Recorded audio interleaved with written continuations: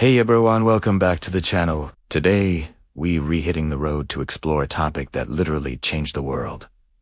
The history of the automobile. It's so easy to take our cars for granted. But have you ever stopped to think about how we got from horse-drawn carriages to the supercars and electric vehicles of today? It's an incredible story, full of brilliant minds, fierce competition, and game-changing innovations. So buckle up, because we're about to take a wild ride through time. Let's rewind the clock. Way back. Long before the names Ford, Benz, or Toyota became household words, people were dreaming of self-propelled vehicles. You can find sketches from Leonardo da Vinci in the 15th century that look suspiciously like a primitive car. But the first real, working self-propelled vehicle wasn't powered by gasoline. It was powered by steam. In 1769, a French inventor named Nicolas Joseph Cugnot built a steam-powered tricycle. It was designed to haul cannons for the army, but it was heavy, slow, and incredibly hard to steer. In fact, on one of its test runs, it crashed into a wall, earning it the dubious honor of being involved in the world's first-ever automobile accident. Ouch. Despite its flaws, Cugnot's fartier.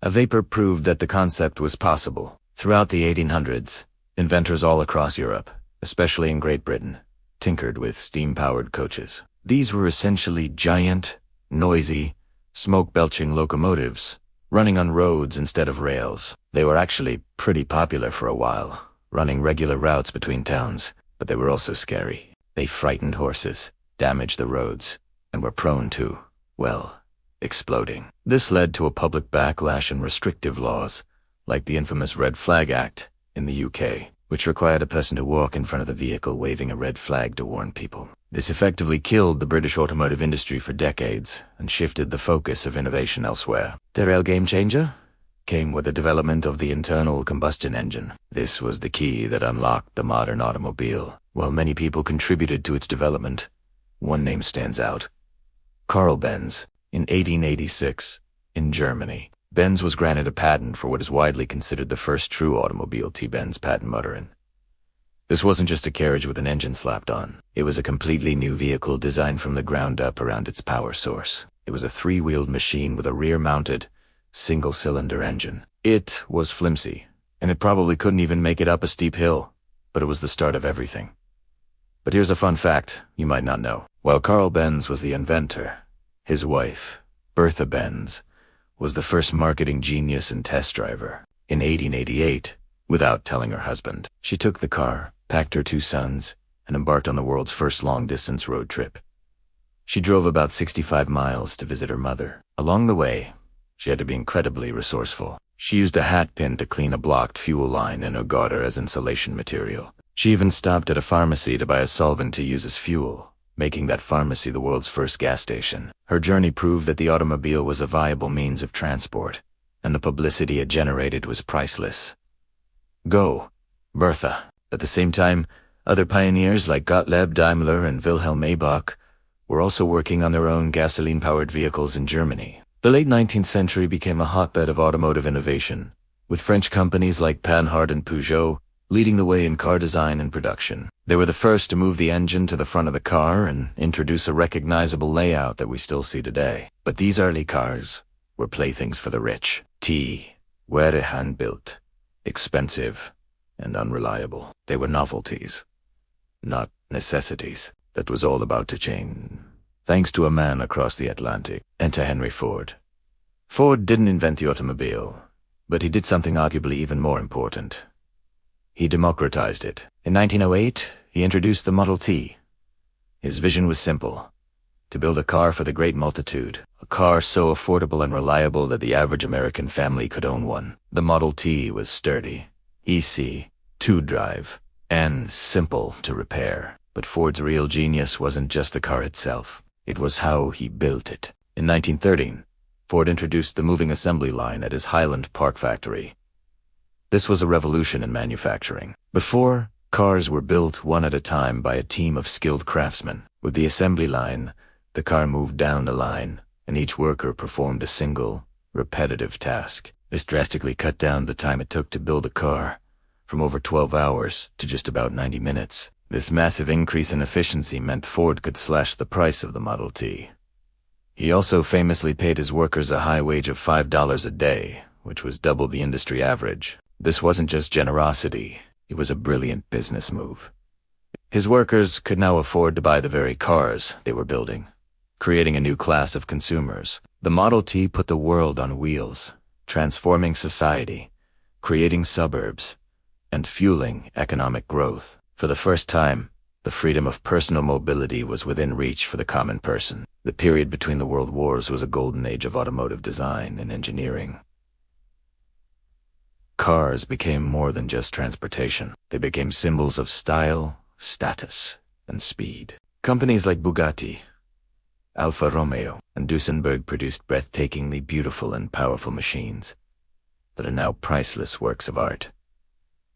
We saw the introduction of innovations like four-wheel hydraulic brakes, independent front suspension, and more powerful V8 and V12 engines. The enclosed, all-steel body became standard, making cars safer and more comfortable in all weather conditions. The industry was booming, and the competition was fierce, pushing technology forward at a rapid pace.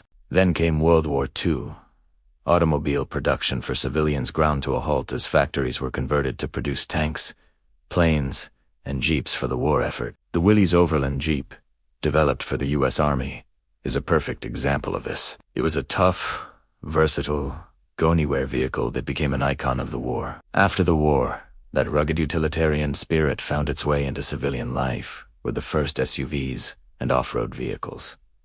The post-war era, especially the 1950s in America, was all about optimism, excess, and chrome. Cars got bigger, flashier, and more powerful. Tail-fin sword pastel colors were everywhere, and the V8 engine was king. This was the era of the Chevrolet Bel Air, the Cadillac Eldorado, and the birth of muscle cars. Driving became a central part of popular culture, with drive-in theaters, drive-through restaurants, and the development of the interstate highway system. The car wasn't just a way to get from A to B, it was the heart of the American dream. Meanwhile, in Europe and Japan, the story was a bit different. Resources were scarce after the war, and gasoline was expensive. This led to the rise of small, fuel-efficient people's cars. Think of the Volkswagen Beetle in Germany, a direct descendant of a pre-war design, or the Fiat 500 in Italy, and the Mini in Britain. These cars were affordable, practical, and perfectly suited for narrow European city streets. In Japan, companies like Toyota and Honda, which had started out making looms and motorcycles, began producing reliable and economical cars. Initially, they were seen as cheap and basic, but they were about to take the world by storm. The 1970s brought a reality check in the form of the oil crisis. Suddenly, the gas-guzzling monsters of the 50s and 60s seemed incredibly impractical. Gas prices skyrocketed, and fuel efficiency became the #1 priority. This was the moment for Japanese automakers. Their small, reliable, and fuel-efficient cars, like the Honda Civic and Toyota Corolla, were exactly what consumers needed. They flooded the global market, forcing American and European manufacturers to rethink their entire strategy. This decade also saw a new focus on safety and environmental impact, with the introduction of seatbelt laws, catalytic converters to reduce emissions, and the first airbags. From the 80s onwards, technology has been the driving force. Electronic fuel injection replaced carburetors, making engines more efficient and reliable. Computers started controlling everything from the engine to the climate control. We've got anti-lock brakes, traction control, and GPS navigation. The minivan and the SUV took over as the family vehicles of choice. The pursuit of performance also reached new heights, with supercars from Ferrari, Lamborghini, and Porsche pushing the boundaries of speed and technology. And that brings us to today, the era of the electric vehicle, or EV. While the idea of an electric car is as old as the automobile itself, there were electric taxis in New York City in the early 1900 segundos. It took over a century for battery technology to catch up. Companies like Tesla have completely disrupted the industry, proving that electric cars can be high performance, long range, and incredibly desirable. Now nearly every major automaker is racing to transition their fleets to electric. We're also on the cusp of another massive leap: autonomous, self-driving cars. The idea of a car that can drive itself is no longer science fiction. It's being tested on our roads right now. What an amazing journey, right? From a steam-powered cart crashing into a wall to a sleek, silent EV that can practically drive itself. The history of the automobile is a story of human ingenuity, ambition, and our unending desire for freedom and progress. It has shaped our cities, our economy, our culture, and our daily lives in ways its creators could never have imagined. What do you think the next chapter will look like? Flying cars, teleportation.